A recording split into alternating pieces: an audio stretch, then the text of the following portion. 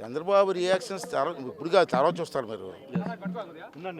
గత 5 సంవత్సరాలుగా రాష్ట్రంలో పడుతున్న ఇబ్బందుల్ని ప్రజల్లో చైతన్యం తీసుకురావడం కోసం అనేకమైన మార్గాలు అన్వేషించాం, మాట్లాడాం.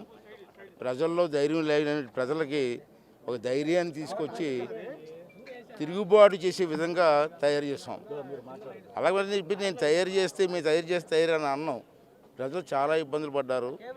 ఈ రాష్ట్రాన్ని కాపాడుకోవాలని చెప్పి ఒక నిర్ణయానికి వచ్చారు.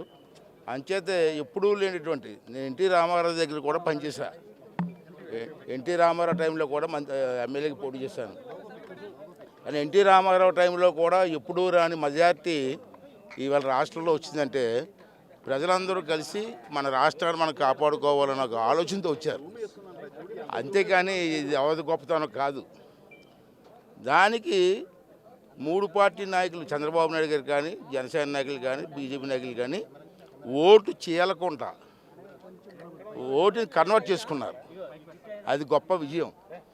కానీ కూడా ఊహించాం, ఈ సైకో గాడిని ఎప్పుడు తోలాలా, ఎప్పుడు పంపించాలని ఆలోచన చేసాం. అది నెరవేరింది. ప్రజల సహకారంతో అది నెరవేరింది. రాష్ట్రానికి మంచి రోజులు వచ్చాయి.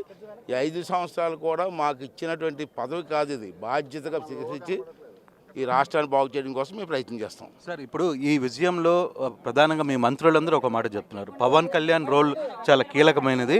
పవన్ కళ్యాణ్ ఓటు ట్రాన్స్ఫరింగ్ కూడా చాలా గట్టిగా జరిగిందని మీ ప్రత్యర్థులు కూడా పవన్ కళ్యాణ్ విజయాన్ని ఒప్పుకుంటున్న పరిస్థితి. పవన్ కళ్యాణ్ విజయం అది కాదండి, కూటమి విజయం. ఇది చంద్రబాబు నాయుడు విజయమా, పవన్ కళ్యాణ్ విజయమా, మోడీ గారి విజయం కాదు అన్నాం.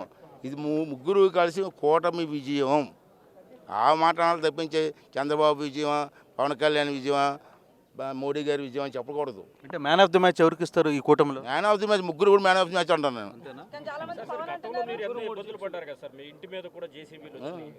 రాష్ట్రం కోసం ఇబ్బంది పడతా ఉండే, అవసరమైతే ప్రాణాలు ఇస్తాం. తెలుగుదేశం పార్టీకి నాకు జీవితాన్ని ఇచ్చింది నందమూరి తారక రామారావు గారు. చిన్నప్పుడు 25 సంవత్సరాల వయసులో నన్ను ఎమ్మెల్యేని చేసి గుర్తింపు ఇచ్చింది ఎన్టీ రామారావు గారు. అటువంటి పార్టీ కోసం ఏమైనా చేస్తాం మేము.